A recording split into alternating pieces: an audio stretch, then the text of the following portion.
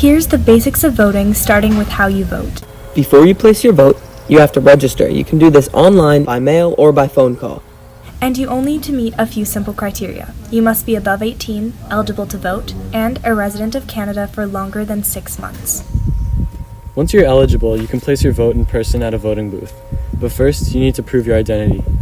You must bring a valid ID such as a driver's license or pretty much any official ID with your name, birthday, and address on it. Though even without ID, you can still vote if someone at the booth can vouch for you. Once you've proven your identity, you can fill out your voting ballot.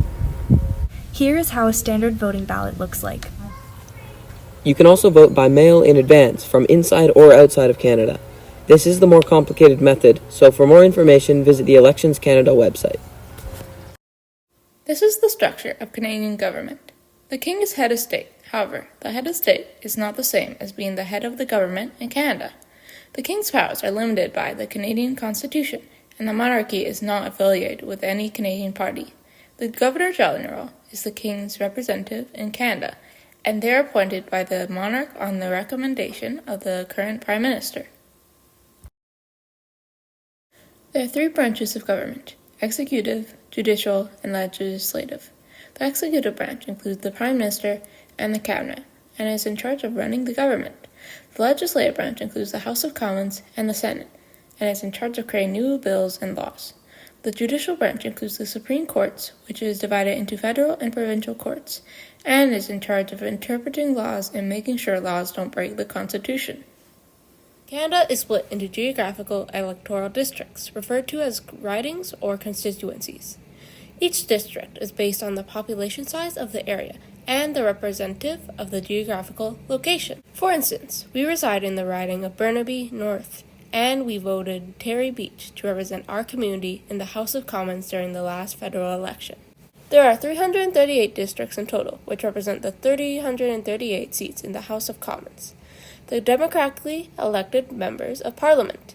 Each district gets to vote on who's appointed for their one seat in the House of Commons. The House of Commons is responsible for maintaining the integrity of the government, creating new bills, finances, representing Canadians, and forming government. Whichever political party wins the most seats in the House of Commons forms the government.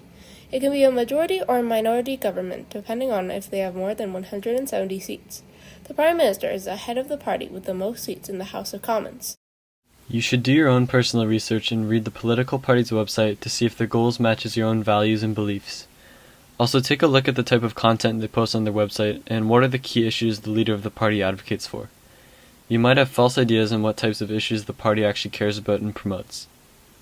Many voters skip this step and will instead randomly select a party based on name, dislike of another candidate, or just random choice.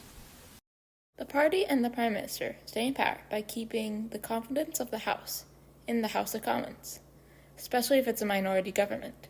Keeping the confidence of the House means that at least 50% of MPs support the party. There are a few ways that parties can lose the confidence of the House. For example, when the majority of the MPs do not support a decision or a bill of a ruling party, a vote of no confidence occurs, which, if it passes, then the Prime Minister of that party is forced to resign.